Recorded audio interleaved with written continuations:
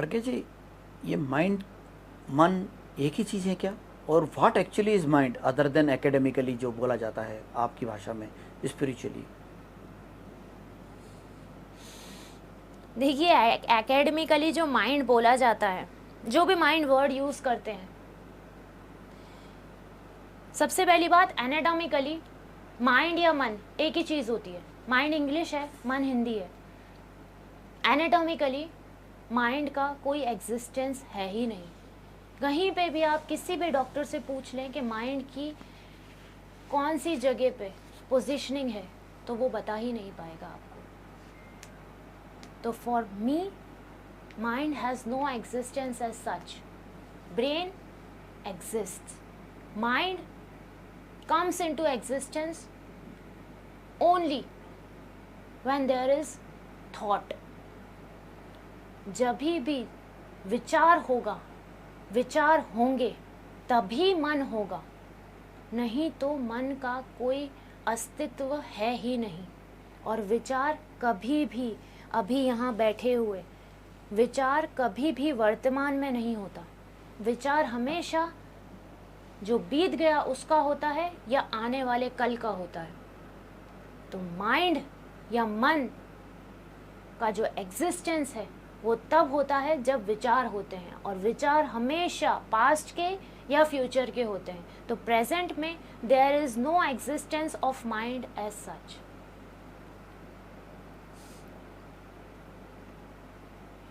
Why is it necessary for us? And if necessary, then how much importance should be given to the mind?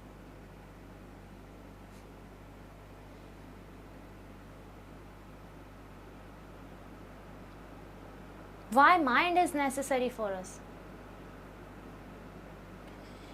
I won't say mind is necessary for us. This voice is not in support of this mind, but yes, it is in support of this brain. Because जो भी experiences हैं which can be harmful in the future, so those experiences, knowledge based experiences, are as it is stored in the brain.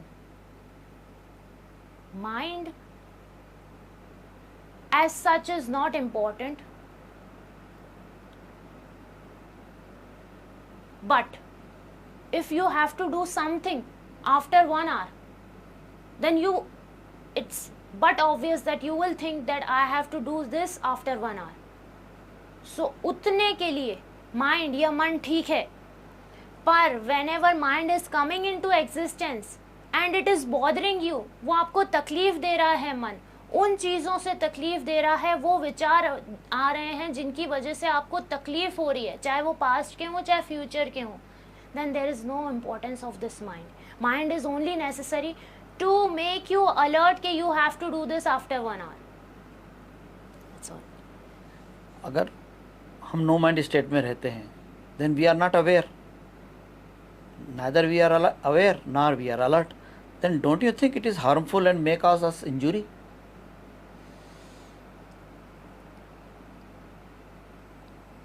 You think that in no mind you are not aware. When you are in no mind, all that exists is awareness. No mind में अगर कोई चीज़ रहती है तो वो केवल होश, जागरूकता, अवेयरनेस रहती है। वो केवल वो ही होती है, उसके अलावा कुछ होता ही नहीं है।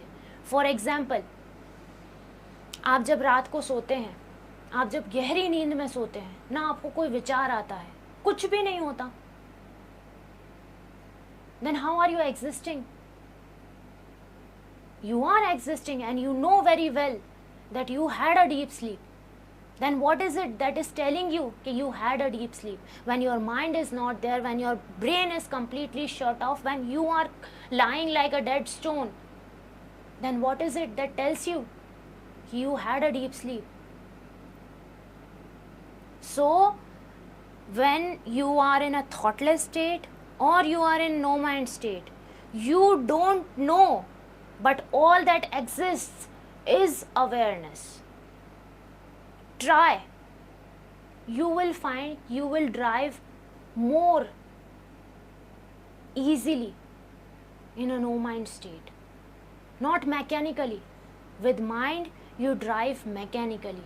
When you are in no mind, you will drive in a much better way, because all that exists at that time is awareness, and awareness as it is tells you that you are only and only present in the present moment.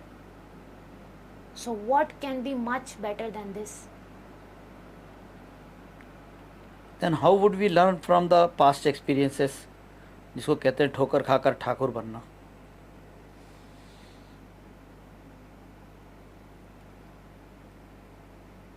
जो भी past experiences हमारी life में होते हैं, जो हमें किसी भी तरीके से फ्यूचर में नुकसान पहुंचा सकते हैं, वो सब पास्ट एक्सपीरियंसेस आपके ब्रेन में ऑटोमेटिकली प्रोटेक्टिव मैकेनिज्म के तौर पे स्टोर्ड होते हैं. आपने छोटे बच्चे को देखा होगा. छोटा बच्चा अगर किसी एक चीज़ से कभी टकरा जाता है, उसके पास तो हम ये मान सकते हैं कि कोई थॉट नहीं होता, कोई विचार नहीं होता, कोई मन नहीं होता, कोई माइंड नहीं होता, बस वो अपनी मस्ती में मगन होता है. उस प्योर कॉन्शियसनेस को भी आपने कभी किसी चीज़ से टकराते हुए देखा होगा. एक बार आपने उसका हाथ अगर देख लिया है कि उसने आग के आसपास रख दिया है, दूसरी बार आप ले जाएंगे, वो कतई उस आग के पास हाथ नहीं जाने देगा. ना वो किसी चीज़ से जिससे उसने ठोकर खाई है उस चीज़ के पास जाके वापस टकराएगा. ये कहाँ स्टोर हो रहा है जब उसके पास तो मन ही नहीं है? Then where is it getting stored and where how is getting that signal कि अरे बाप रे डेंजर है ये चीज़. So that protection already exists in your brain. You don't need a mind for that.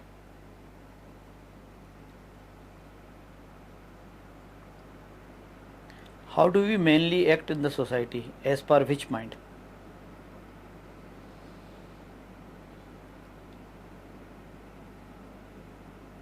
जिस बात पे हम जिस शब्द को कंटिन्यूस इस्तेमाल करते हैं, कॉन्शियसनेस, उसको ये समझने कि कॉन्शियसनेस जब भी इस आवाज़ से निकलेगा, that consciousness is the consciousness spoken of as soul, चेतना. माइंड को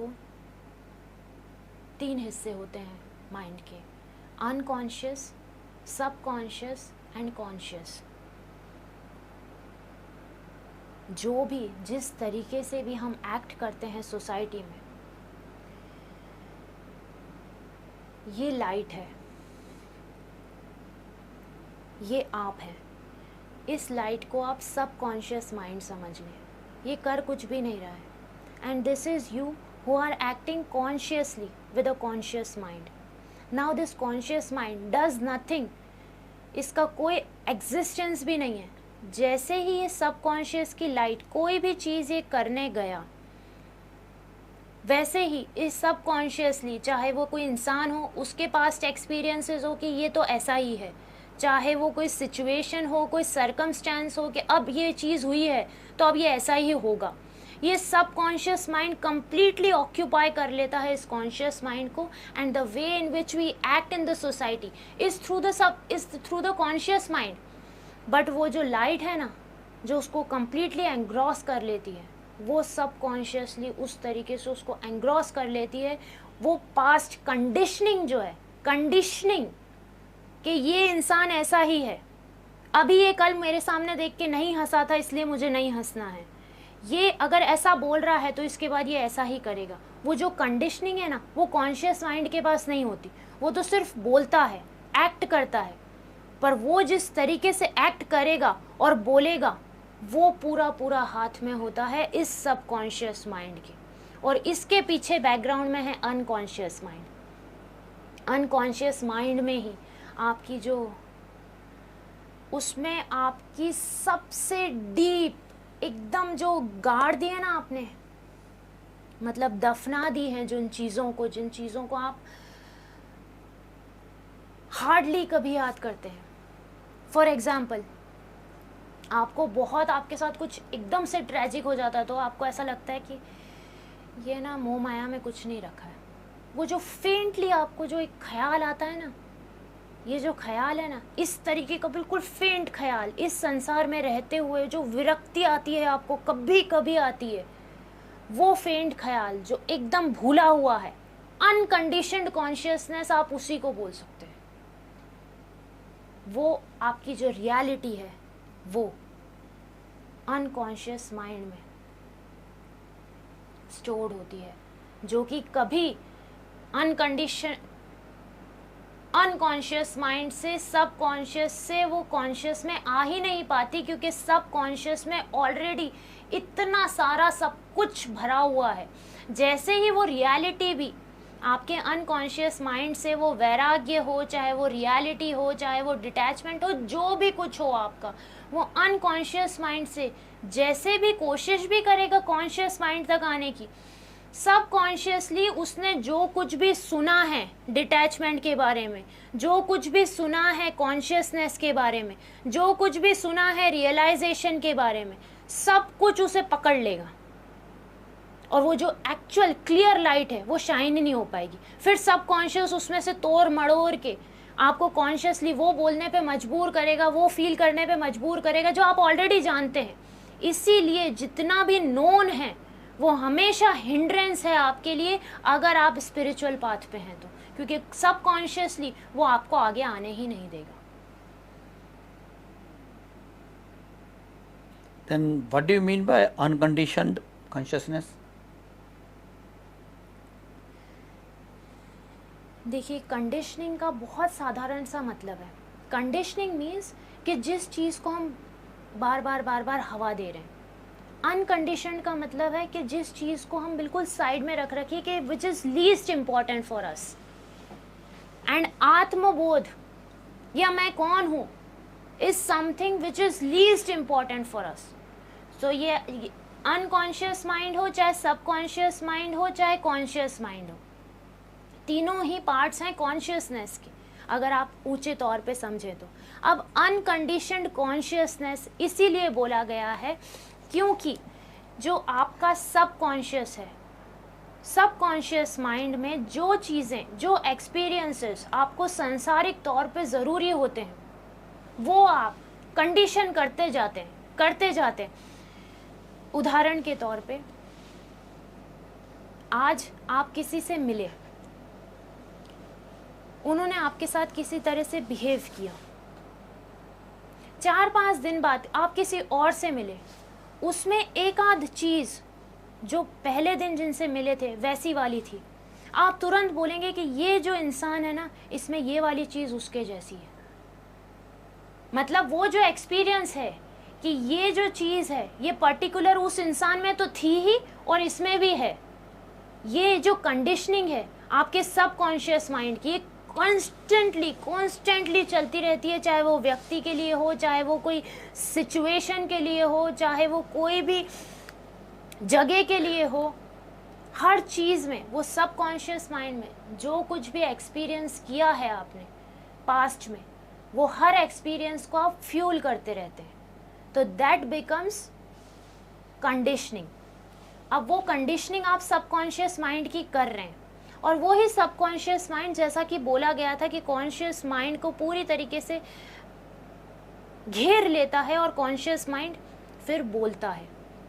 तो ये जिस सबकॉन्शियस माइंड की कंडीशनिंग हो रही है, this will be called conditioned consciousness, which allows this conscious mind to speak consciously.